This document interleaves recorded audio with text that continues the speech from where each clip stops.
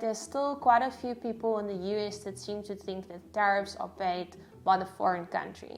They're not. The tariff is paid by whoever imports it into the US. So that's a business, that's a consumer, that's an importer, that's a trade forwarder. They are responsible for paying the tariff.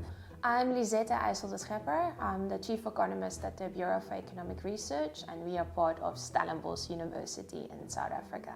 Before Liberation Day, South Africa enjoyed a largely duty-free entry in the US through AGOA. Then on the Liberation Day, a tariff of 31% was announced on most of South Africa's imports from South Africa into the US.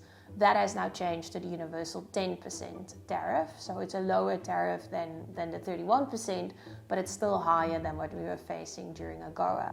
AGOA is essentially an arrangement that many African countries have where their goods enter the US duty-free. The idea was rather than giving aid to African countries, to give them an opportunity to trade. And by not implementing any duties or tariffs on goods exported from these countries, they would have a slight sort of competitive benefit. Now, this arrangement was about to be renegotiated in September of this year. There was doubt whether it was going to be renewed. So the question is, after this 90-day pause, will the AGOA relationship come into play again and form the basis of a sort of a negotiation going forward?